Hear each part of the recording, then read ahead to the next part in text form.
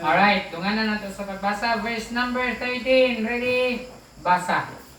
Go to now, ye that say, today or tomorrow, we will go into such a city, and continue there a year, and buy, and sell, and get gain.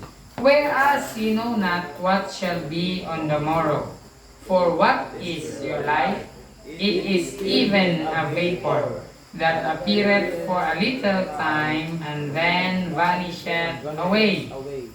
For that ye ought to say, if the Lord will, we shall live, and do this or that. But now ye rejoice in your boastings. All such rejoicing is evil. Therefore, to him that knoweth to do good, and do it not, to him it is sin. May God bless His holy word. Ang uluhan sa mensahe, the vanity of life. Let's pray. Lord, we thank you for your goodness and faithfulness sa among matag usa ka kinabuhi. Thank you, Lord, for tonight na nakatambong kami sa prayer meeting. Salamat sa Diyos sa presensya sa mga Kristohanon. Kung pag-ampo amahan as we meditate your word ngayong ingatagan o kaalam. Ang akong kaalam mo Diyos, limitado kaayo Lord. Ang akong kahibalo, dili kiniigo pagtugkad sa imong pulong. Apan nag-promise ka in James 1:5 that if any was lack wisdom, let him ask of God, that giveth to all men, liberally, and upbraideth not, and it shall be given him. O sa Lord, nangayot ni kanino og kaalam, please, hatagi din mi og kaalam na masabtan namang imong pulong, as well as your servant, Ginoo, as a minister, ikaw Ginoo mag-guide sa mga pulong magula sa akong baba through the Holy Spirit, na mahimo kini nga blessings sa matapos nga nagakaminaw. So Ginoo mag-uban ka na mo, so magkadayon ka lang sa Panginoon Jesus. Amen. James chapter 4 verse 13 to 17 ang title sa message, The Vanity of Life. Ang word nga vanity gikan sa word nga vain. Buti pasabot kawang. Another term, walay pulos. Kining butang kung wa nay pulos, unsa man nato? labay. Ito nang ilabay, di ba? Ito nang ibasura na nato. O sanina, kung anay pulos, ilabay na na. Ang ubat ni sayang, pwede ba na imong trapo? Papuslang ba na, imong trapo. Pwede.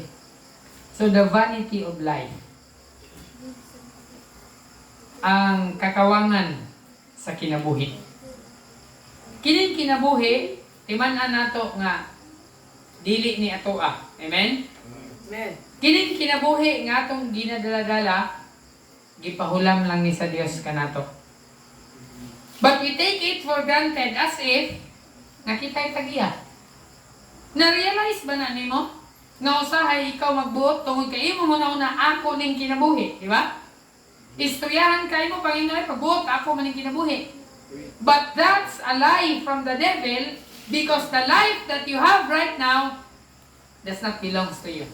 The Bible says it belongs to God. Amen? What? Know ye not that your body is the temple of the Holy Ghost, which ye have of God? The Bible says, ye are not your own. Dili na imuha. Amen? Pero say, makalimot ka ba? Ngayon ta, ako maning kinabuhi. Walay magbuot sa kwa, apan, timan gilimbungan kasayawa og sa imong garbo. Nga imong ang kunon, nga imuha ng kinabuhi. Yet, let me remind you tonight, dili niya to ang kinabuhi. Kini nga kinabuhi, iyahan ni sa Dios o iyahan ang gipahulam kanato. And many times kini nga kinabuhi atong giusik-usikan. Nahimo nga kawang, nahimo nga walay pulos. Now dinhi sa James chapter 4 verse 13 to 17, atong tan-awon ang tulo ka S about the vanity of life. Dinha sa verse 13 of 14, the Bible says, go to now, ye that say, today or tomorrow, We will go into such a city and continue there a year and buy and sell and get gain. Here comes a businessman. Ingon sa usa ka negosyante, moadto ta sa usa ka syudad. Karon, tingali ugma. Moadto ta sa mga syudad. Magpabilin ta ito mga usa ka tuig. Ingon pa niya, mamalit ta. Unya, unsa na yun? Mag-sell ka, of course. Kung mag-buy ka, unya mag-sell ka, kasi sunod, and get gain. Di ba? Palito ni mo 100, baligyan ni mo 150. Buy, and sell, and get gain. Kaya posible mo, palito ni mo 100, baligyan ni mo 100. Pliti pa ni mo, ato kagkugon. Lugi na ka. Nakuha ninyo ang point? Buy, and sell, and muna ang pinaka-importante, get gain. Usually, kung magpalit ka, o di ay mong ibaligya, ginansya, di na? Amen? O gani, most anak nga para sa palitan ng sakyanan, buy and sell. Napay term sa kalibutan nga muigo, gud na sila, di ba? Tigbason yung ka sa presyo. Lagi nga na, kanilahang mentality is gain. The Bible talks about greedy gain na mga hakog o ginansya. Ilaha lang gihuna-huna, ilang kaugalingon, na makaginansya sila. So, ingon pa rin na, buy and sell and get gain. Whereas, reminders, ye know not what shall be on the morrow. Uy, huwag mo kabalo unsay mahitabo, ugma. Amen? Ayaw mo pag-ingon niya, ugma, ay kabala ka, ugma. Simba lagi ko. Ay kabala ka, kay ugma. Ako'y trabaho, ako'y bahala na. Ingon sa Biblia. Wala mo kabalo unsay mahitabo, ugma. Kay unsa man dayang inyong kinabuhi. Ingon sa Biblia, it is even a vapor. So sama lang sa usa ka alisngaw. Unsa nang vapor? Unsa alisngaw? Di ba? Evaporate. Mao man na siya vapor, i-evaporate niya. Usually di na niyo makita kung init ang tubig mag-evaporate. Oh yes, ang tubig pag evaporate anang tubig, mahubas na siya. Tungod sa init, kanya na rin hangin, mag-evaporate, mawala ng tubig. Kaya nag-evaporate siya. So, din is, ingon sa Biblia is vapor. Ang vapor, mo nang alisngaw. Can you imagine yung atong kinabuhi, gi-compare sa alisngaw? Kita na ba mong alisngaw? Kanang magpabukal mo og tubig. Inigbukal sa tubig, unsay mo gawas? Aso, mo na siya ang alisngaw. Tungod sa kainit, na mugawas nga aso puti, gikan sa binukal nga tubig. Ingon sa Biblia, ang atong kinabuhi, susama lang anak. Dali. Iyon. Dali ra kaayo mawala. Ingon na to. Na-switch ang atong kinabuhi. Pagpalungon na ta sa Ginoo, wala na. Pero, na-consider ba na nimo sa imong kinabuhi? O tingali, nalintan na nyo, kami eskwela pa ko. After 4 years, trabaho ko. Kung magkatrabaho na ko, 3 years after sa akong trabaho, magbinyo ko. O kung maminyo na ko, tukod may balay. Mga anak ko, mga po. Kagadahan kayo, which is nothing wrong. But, I want you to think, the vanity of life. So, dito sa 13 o 14, makita na to, buy and sell and get gain. Number 1, nga vanity of life, una nga S is vanity of selfishness. Ang kinabuhi sa tao, kakawangan. Kawang sa pagkawan. Saan ang selfishness? Ako-akoon.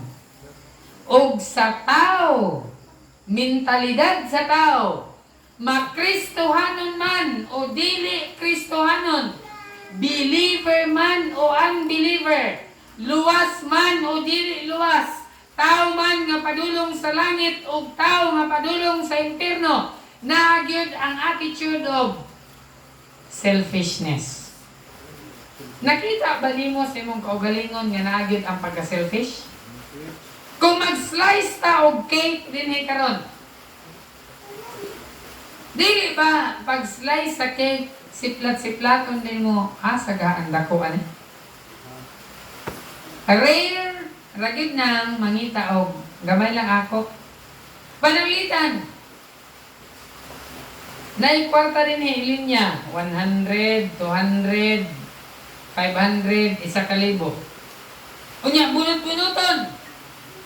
Ang unang ngalan mabunutan mo yung una mo kuha. Nakabutang 100, 200, 500, o 1,000. Panalitan, mabunutan ang imong ngalan.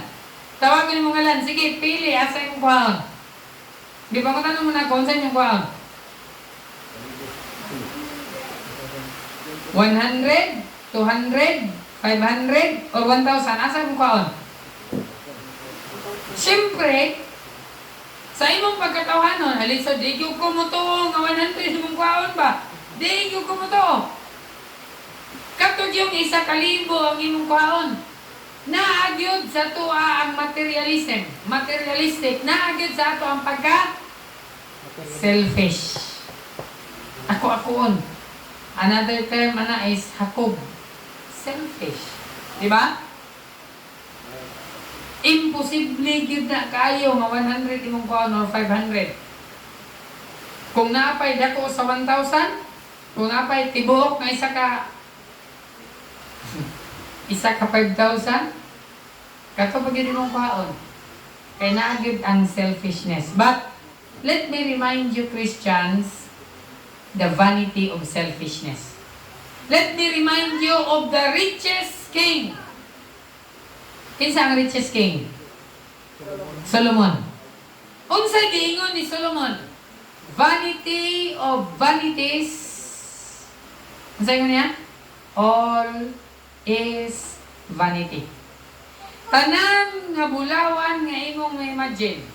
Tanan nga salapi nga imong ma-imagine. O tanan nga pinakagwapa nga asawa na anak ang Solomon. Pero unsay giingon ni Solomon? Kawang ragihapon ang tanan. Ingon pa niya, way pulos. Pinakadagko nga temple. Pinakadako nga temple. Pinaka-expensive. The Bible calls it magnifical. Muna ang term sa Bible. Magnifical. Grabe ka magnificent ang temple ni Solomon. Pero at the end of life, ingon pa niya, all is vanity. Bisan pag ikaw ang pinakadato sa tibuok kalibutan, ingon ni Solomon, all is vanity. Maghisgota og salapi, maghisgota og pabright anay. Pinaka-bright na si Solomon, pero ingon pa ni Solomon, all is vanity. Kung maghisgot ang selfishness na anak ang Solomon tanan, but at the end of life, ang tambag ragyod ni Solomon, trust in the Lord with all thine heart. Di ba? Ingon ni Solomon, Proverbs 3:5, pinakadato, pinaka-bright. Kung ikaw ang pinaka-bright, di na ka mosalig sa Ginoo, di ba? Ako'y pinaka-bright. Unsa ni nga word, i-google, ayaw na. Kabalo ko, anak. Ako'y pinaka-bright. Pero ingon ni Solomon, trust in the Lord. Amen? So, vanity of selfishness. Tanawang pagka-selfish niya, buy and sell and get gain. Nothing wrong kung negosyante ka. Nothing wrong with buy and sell. But the problem is greedy gain. Kay gusto gyud ka, di gyud ka makuntinto, nakaginansya na ka, apan gusto pa gyud nimo i-jack up. Gamaya ra pud alanganin man ang ginansya. Kung makaginansya ka og 5,000, sa sunod lingon na ka nga, kamay ra man ang 5,000. Gusto na ko akong ginansya 20,000. Pag nakaginansya na kag 20,000, moingon na po ka nga, gamay ra man ang 20,000. Bisan pag makaginansya kag 1 million. Pag abot sa 1 million, maingon ra gyapon ka nga, gamay ra man ang 1 million. Let me tell you nga bisan pa ang millionaire nangandoy nga mahimo nga billionaire. O ang billionaire nangandoy nga mahimong multi-billionaire. Wa gyoy katagbawan ang tao. It's because ang human nature, we are all selfish. But the Bible reminds us that selfishness at the end, it is vanity. Bisan pag ikaw ang pinaka-educated, gusto nako nga makagraduate ko ani nga kurso, mahimo kong doktor. Ini ka doktor nimo, di gihapon ka makontento sa imong pagka-doktor. Kaya pa may labaw nimo. Gusto nimo nga kadtong labaw nimo imo pang malabuan. Wa gyoy contentment, it's because selfish. We are all selfish. But the Bible reminds us of selfishness. The devil, sa iyang pagka-selfish, gihulog hinoon siya sa Dios. Busa Kristohanon, bisan pag-unsa at unsa nga attainment without God and contentment sa imong kinabuhi, wa gihapon na ipulos. So, timan-an na to, vanity of selfishness. That's the vanity of life. Kawang ang kinabuhi. Kawang labi na og hakog ang Kristohanon. Ikaduha, verse 16. But now, ye rejoice in your boastings. Naagyo'y tao nga, dili kay naagyo'y tao, hambugiro gyud ning tao. Amen? Mangkon makana nga, ingna imong kaugalingon nga hambugiro ko. Hambugiro mangyud ta. Mao magyud na realidad. Manghinambog mangyud ta. Tingali di lang nimo masulti, but within your heart naagyod ang boastings. Naagyod kay garbo, naagyod kay panghinambog. Bisan pag di nimo isulti, muingon din ka tanawa karon sa una. Ginakatawan ra ko ana niya, pero karon mas maayo ko sa iya. Tingali di nimo na masulti sa iya ha. Pero within your heart naagyod ang boasting. Manghinambog gyud ka. Ingon sa Biblia sa verse 16, all such rejoicing is evil. Bisan pag imo nang ipanghinambog ka ng imong paghinambog. Ingon sa Biblia ang sana? Dautan. Ikaduha, the vanity of life, vanity of self-reliance. It is good to be an independent, but it is sin to rely on yourself. We should be dependent to God. Amen? Okay nang self-dependent ka. Okay nang, sabay term na. Sabay term anang self-dependent. Kanang, kanang siya tawagan ng bata nga kuan kayo siya. Kanang, ay, siya ba, di na magsalig og mama, di na magsalig og papa. O independent kayo nga bata. Grabe ka independent nga bata. Good! That's good! Nga mahimong independent ang imong kinabuhi. But sa imong pagka-independent sa tawhanon nga pagbati, don't forget that there is only one that you should be dependent on. And it is God. Maayo nga mahimo kang independent. But sa imong pagka-independent, you cannot be independent on your own. You should be dependent on God. Vanity of self-reliance. Don't rely on yourself. Amen? Don't even trust yourself. Ayaw saligi imong kaugalingon. Mapakyas ka. Ayaw pag-rely sa imong kaugalingon. Ingon sa Biblia, Proverbs 3 verse 6, in all thy ways, acknowledge Him, and He shall direct thy path. In all thy ways, sa imong pag-eskwela karon, acknowledge God. Sa imong negosyo karon, buy and sell, acknowledge God, and God promises that He shall direct thy path. Mahimo nga failure ang imong trabaho, negosyo, livelihood, failure ang imong plano. Mahimo nga failure if you are self-reliance. We should be reliance. Ang atong reliance, it should be on God. Amen? we should rely to God and Him alone. Dapat di gyud nato kalimtan musalig ka sa Ginoo. The Bible says in Proverbs, boast not thyself of tomorrow, for thou knowest not what a day may bring forth. Kristohanon ayaw ipanghambog. Ayaw pag-ingon nga. Isa na lang kasi mana. Maestro na ko. Mag-off-taking na ko. Doktor na ko. Engineer na ko. Mag-take out na ko. Kaya nandun ko ni Sir Sal. Iyang classmate. Asa ka man to? Take out? Take out. Kumama ka kapasar. Sa board. Oh, take out ro. Ano? Taking na ba? Take out ro. Mag-take out ro yan. Di ba bagsak man ka sa board exam? Amo gani, mag-take out ro. Sabi ko, taking na ba? Take out ro man dahil. So don't rely on yourself. We should always be dependent on the Lord. Amen? And lastly, verse 17. Therefore to him that knoweth to do good, and doeth it not. If you know that something is good and you did not do it, the Bible says, to him it is sin. Right.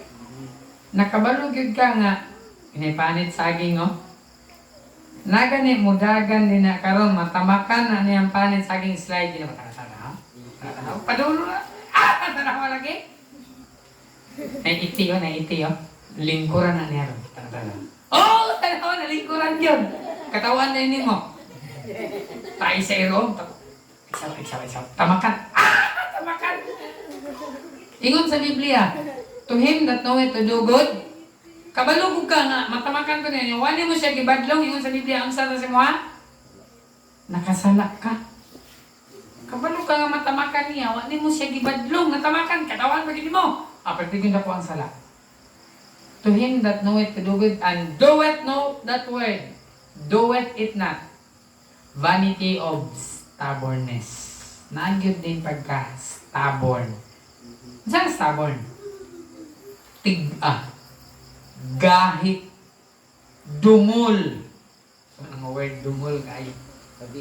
Grabe ka kaging. Bisa kung sa sugo. Di yun. Kinahanglan ba kagbara para malukat nimo. Ganit yun. O ganit ba? Grabe na mga terms. Stubborn yun. Kapila na walihan, balik-balik ng wali. Maura gihapon ang bisyo na pabilin ra gihapon kay stubborn. Vanity of stubbornness. Nakadungog na ka sa pulong sa Dios, gibadlong na ka sa pulong sa Dios, yet you do it not. Wa gyapon ni magibuhat. Balik-balik ra gyapon ka. Ingon sa Biblia, to him it is sin. Gibadlong na ka nako, balik ra gyapon ka, di man ako'y nakasala. Ikaw ang nakasala. So, Kristohanon sa atong kinabuhi, the vanity of stubbornness. Don't be stubborn. Amen? Sa atong kinabuhi, dapat di ta magpatig, di ta pakaging, di ta magpabagtik.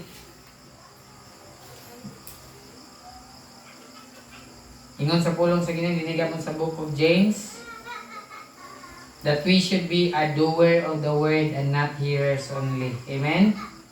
Kinahanglan ta mubuhat sa pulong sa Dios. Dili lang ta nga ego, tigpaminaw sa pulong sa Dios. James 1:22, but be ye doers of the word and not hearers only. Ano sa sunod ka statement? Kung naminaw lang ka, unya wali mo gibuhat, yun sa nimo mong kaugalingon? Deceiving your own selves. Gilimbungan nimo ang imong kaugalingon. Kadisting naman ang traidoron mo. Sakit kayo ng traidoron ka ba? Di ba? May kayo yung sabot. Oh. Pre, bay, tuyog kita kay na ako'y pangulitawhan na, giubanan ka, kuyog mo, handod, nagisugot ka. Kunya imong nadiskubrihan nga sila dayang uyab. Oh! Iipit ka rin mo kay Pita. Ano lang kung ako katisting na, katisting na mo na, barkada mo, best friend mo, nanguyab siya, giubanan mo kay best friend mo. At the end, yung na-found out nga, uy, uyab mo dahil sila. Ah! Sakita na ba? Pero napay masakit, anak. Kanang limbungan ka sa imong barkada, napay sakit, anak. Kanang gilimbungan ka sa imong kaugalingon. Deceiving your own selves. Sa unsang pamagi, gilimbungan ka sa imong kaugalingon. Nadunggan ni mo ang wali. Unya, huwag ni mo gibuhat. Yun sa Biblia, yun sa imong kaugalingon, ikaw ra ang naglimbong sa imong kaugalingon. Sakit ning limbungan ta sa ubang tao, pero mas kuyaw gining ato ng kaugalingon, gitraidor pag yung kasi imong kaugalingon. Right. Kung igo ra ka na minaw, unya wa nimo gibuhat ang imong nalunggan. Imong gitraidor ang imong kaugalingon. That is called stubbornness. Don't you know nga mga Israelites grabe ka stubborn? Kapila sila gibadlong, kapila sila giriyok, gipakaon sila mana, gipakaon sila quail, gihatagan sila tubig, bagulbol ra gihapon sila. Pero ba't Kristohanon, they are a picture of human nature. Israelites are a picture of us, a picture of me. Ingon anak ta, ka-stubborn. Why siguro? Kung Pilipino pa itong ipagawa sa Egypt, siguro mas labaw pa ito ka-stubborn. Muingon lang ta, grabe gini mga Hudiyo. Kahit yung mga ulo. Kung Pilipino pa to, sobra pa siguro. Muna nga dito muingon sa ilaha nga stubborn sila kay labaw pa punta nga stubborn. Right. Kristohanon, karong nga gabi, gi-remind ka sa pulong sa Ginoo, the vanity of life. Kawang raning kinabuhi. Vanity of selfishness. Bisan pag ikaw ang pinakadato, hakog ka, di ka kabalo mo share, di ka mga hatag, kawang ragihap na. Self-reliance, gasalig ra kasi mong ka-bright, gasalig ra kasi mong education, gasalig kasi mong attainment, gasalig kasi mong kwarta, gasalig kasi mong kadato, imo nang ikalimtan ang Dios. Kawang ragihap na. Vanity of stubbornness, gahit di kag-ulo, di na kaminaw sa mama, di ka maminaw sa, wala na kayo paminaw, di ka minaw pastor, di ka maminaw sa pulis, wala na gyud, gahi, stubborn na gyud ka. Bisan di sultihan ka, di gihapon yung buhaton, di balik-balik, wala na gihapon kay pakabana. Kana yung pagka-stubborn, it will surely mubalik ka na sa imo. Kung unsa ka ka-stubborn karon, one day, makita na nimo sa uban na ikaw na yung sulti, di na siya maminaw sa imo. Because, that's the principle of sowing and reaping. Kung sa imong gitanong, imuhasab ng anihon. May God bless His holy word. Let's pray, Ginoo. Salamat sa mga pulong. I-bless Ginoo na makita sa Kristohanon that life is vanity. Without God, bisan pa ang among reliance sa mga kaugalingon, vanity. Without you, Lord, grabe gid mi ka-stubborn. But thank you sa mga pulong. Nag-remind ka na mo not to be stubborn. Thank you, Ginoo. Tungod kay ang among human nature, grabe na mo ka-selfish. But you teach us, Ginoo, to be content. You teach us to give. You teach us, Ginoo, to share. Salamat sa imong reminder karon nga gabi. Bless, Ginoo. Ang pabiling kini sa mong kasing-kasing sa Panginoon Jesus. Amen. Let's all stand. Pag-awit one song.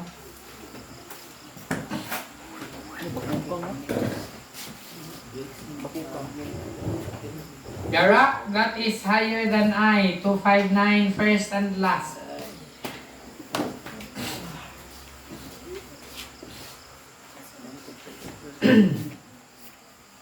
$259.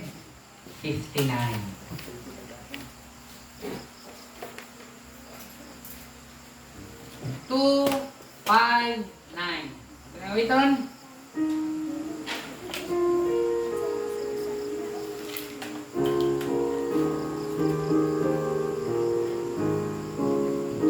Oh, sometimes the shadows sleep, and rough seems the path to gold, and sorrow sometimes how they sweep like tempest soul. Amen. Oh, then to the rock, let me fly. To the rock that is higher than I. Oh, then to the rock, let me fly.